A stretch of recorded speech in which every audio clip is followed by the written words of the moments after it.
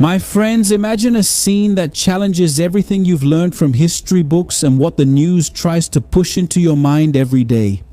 In the heart of Abu Dhabi, under the scorching sun of the United Arab Emirates desert, soldiers from the Israel Defense Forces operate state-of-the-art radars. On their arm, the blue and white flag with the Star of David.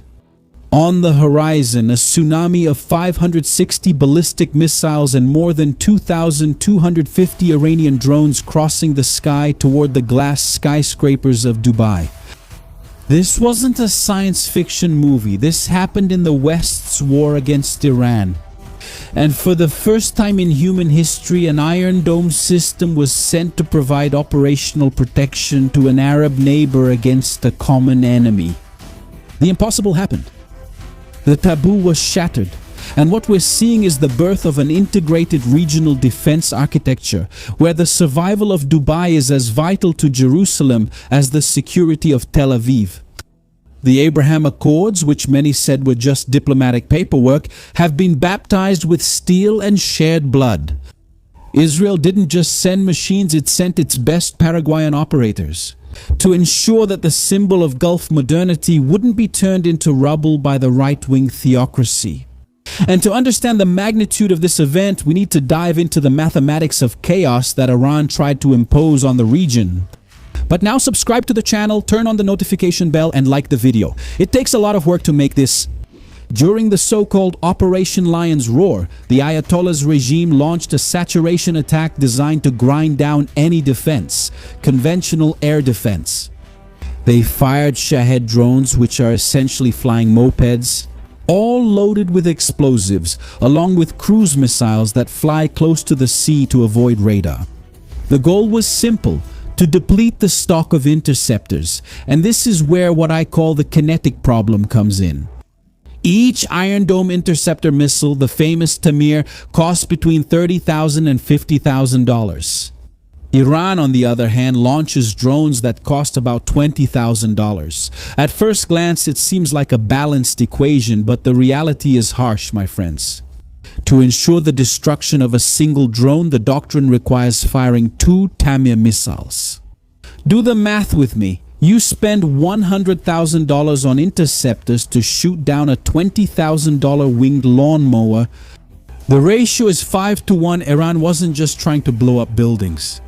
They were trying to defeat Israel and the Emirates through financial exhaustion. They wanted the cost of defense to be so high that the Gulf economies would collapse even before the first missile hit the target. Israel was winning the tactical battle, but the missile stockpile was dropping to a critical level. And it was at this moment of absolute pressure that it came into play to forever change the logic of war. The star of this geopolitical blackout is the Iron Bale, the Iron Beam. I affectionately call it the Death Ray. It was developed by Rafael Advanced Defense Systems. Forget the missiles, forget the smoke in the sky. We're talking about a 100 kW high-energy fiber laser.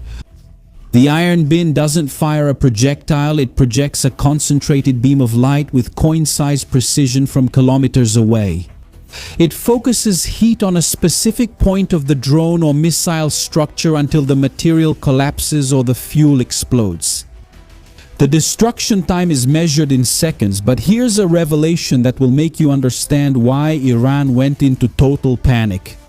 The cost per shot of the Iron Beam is approximately $3. Remember this number because it's the secret to everything that comes next. Israel created the $3 coffee that wipes out the apocalypse. While Iran spends a fortune to launch a saturation attack, Israel clears the sky for the price of a coffee in Dubai. Israel has reversed the age-old logic of war. Defending is becoming cheaper than attacking. For the first time in history, the economic advantage has shifted to the other side. The Iron Beam is the laser guillotine that removed the only advantage Iran had: sheer volume of cheap firepower. Look at how they think. It's technological supremacy turning Iran's brute force into useless and expensive scrap. Of course, the laser still has its physical limitations. On days of heavy rain, dense fog, or sandstorms, which are common in the desert, the effectiveness of the light beam decreases. That's why the Iron Beam doesn't replace the Iron Dome. Understand that, you fool who's a fan of Iran's dictatorial regime. The Iron Beam is the complement. It's a layered defense. The laser takes care of what's small, slow, and cheap like drones and mortars, while the Tamir missiles are reserved for high-speed ballistic missiles. It's the perfect defense architecture. A protective net that Iran simply can't break through and can't buy or manufacture. But the hardware is only half of the equation. What really guaranteed Dubai's salvation was the integration of regional intelligence. Here's the key part, my friends. Israel didn't just send the batteries. Luciano Huck won't tell you that on Globo. Israel sent the Spectrum system from Elbit system. The Spectrum is a multispectral electro-optical surveillance sphere, look at that difficult word, that allows Israeli radars positioned in the Emirates enxerguem o lançamento do Irã even before the Iranians themselves know that the missile is going to fail. We're talking about an integrated digital network that connects Jerusalem, Abu Dhabi, and the United States Central Command. Check this out. When a cruise missile takes off from a secret base in southern Iran, the Emirates Spectrum sensor detects the thermal signature. The Iron Dome calculates the trajectory, and Iron Bin prepares to fire. All of this happens in microseconds, without the need for human bureaucracy. Israel has created a technology axis to confront the axis of resistance, the axis of dictatorships, the axis that executes young people for protesting. And seeing Jewish technology protecting the capital is Tehran's biggest geopolitical nightmare. Because it proves that Iran has become the common enemy that achieved the impossible, uniting the two most powerful poles in the region. Former rivals, now close allies. Now listen. Let's go behind the scenes of power where the real decisions are made. The decision to send the Iron Dome and dozens of IDF soldiers to the Emirates did not go through months of debates em comitês diplomáticos. Decision, it was resolved in a direct phone call, a man-to-man conversation. The president of the Emirates, Mohammed bin Zayed, personally called Benjamin Netanyahu. It was a request for mutual trust. MBZ, the Sheikh, knew that when things get tough, American systems like the Patriot are excellent. But Israeli technology is the only 100% reliable life insurance against the Iranian threat. Why does Israel live under this threat every day? Survive, thrive, grow? And Netanyahu responded so quickly that it shocked international observers. No bureaucracy. And then you ask me, but Shimon, why? Because Israel needed to preserve the Abraham Accords at any cost. If Dubai or Abu Dhabi suffered severe damage, regional cooperation would die under the weight of fear. Israel sent its soldiers to operate in the state. It marked the first time that IDF troops landed in an Islamic country for an active defense mission. I even get goosebumps. It's proof that defense is no longer national, but has become regional and shared. And here comes the contrast you need to observe to understand the whole board. Look from a broader perspective. Saudi Arabia, while the Emirates were pragmatic and secured full protection with the Iron Dome and the Iron Beam, the Saudis were left out, my friends. Riyadh showed interest, but the ambiguity of Mohammed bin Salman trying to bargain over normalization using the Palestinian issue cost too much. While the Saudis were asking for political concessions, the Emirates asked for missile batteries, and the result? The United Arab Emirates became the most protected country in the Gulf, while Saudi Arabia had to watch from afar, relying on less integrated systems and without the advantage of the $3 laser. Dubai's pragmatism overcame Riyadh's hesitation. The humiliation for Iran was total. The Tehran regime launched thousands of weapons hoping to separate allies through fear. That has always been the tactic of the axis of dictatorships, to win through fear.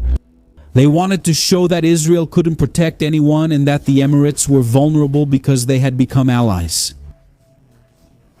The plan backfired in a devastating way. Seeing the Iron Dome operate successfully on Arab soil destroyed the propaganda narrative of the Revolutionary Guard. Iran exposed its offensive limitations. They spent millions on an arsenal, and the vast majority was shot down by technology that cost the price of a cup of coffee. For Tehran's military command, knowing that Israel has eyes and ears through the spectrum system and fists through the iron beam inside the Gulf, the Persian Gulf, is paralyzing. It's like seeing your enemy heavily armed right across the street. That's paralyzing. Israel now has strategic depth. They no longer have to wait for the missile to get close to Tel Aviv. They can intercept it right at Iran's doorstep. Do you get the strategy? Using the geography of the Emirates as an advanced shield. The humiliation is technological, economic, diplomatic, and geographic. Iran has become the biggest promoter for the union between Israel and the moderate Arab world. The world changed in 2026, my friends. Laser warfare is no longer just a promise for the future. It's the reality that saved the most modern cities in the world. Whoever controls the laser controls sovereignty. Israel proved that technology is the only language dictatorships understand. The Iron Beam not only protected buildings, it protected the idea, which is much more powerful than any weapon, that the Middle East can be modern, prosperous, and an ally of the West. An ally of the Jews. Israel's $3 coffee erased the apocalypse planned by Tehran. Now I want to hear from you. Your opinion. Do you think Saudi Arabia made a historic mistake by not fully joining the Abraham Accords before the war? Or do you believe that the Iron Dome in Dubai is just the beginning of a military alliance that will change the region? Write shield down here in the comments if you understood that Israel's technology has changed the rules of the game forever. What I showed you here is just what the mainstream media will never talk about. But if you really want to understand the game in depth, if you want to understand the exact geometry of the radars and spectrums that surround Iran and capture every movement of the Revolutionary Guard, well, our secret map to understand the world. Ahead of the herd, I created a censorship-free platform where we are free to analyze in depth without whining, without blah blah blah. And if you want to be part of our tactical community, the QR code is on your screen now, link in the description and in the first pinned comment. Be prepared before it happens. Join over 3,000 subscribers who fund this independent intelligence and get access to what really happens behind the scenes of power. We created ours and those around the Revolutionary Guard, focused on geometry, radars, and spectrums. If you want to join our tactical community, the QR code is for secret radars, no complaints, and join the community around Iran. Geometry and without blah. Ours without blah. That and capture revolutionary in the exact and tactical description. Me and description and pinned comment. No card que vai aparecer. Soon we will launch a podcast talking about movies, series, and I even want to make some recommendations. And keep behind the scenes, radars, intelligence, skirt. The series portrays the Israeli intelligence service infiltrating the ranks of the axis of resistance, Iran, Hamas, Hezbollah, and so on. So here it is, follow along now, shield your mind, subscribe to the channel, activate the notification bell, leave your like on the video. I'm Shimon Oliveira and I'll see you next time. Until then.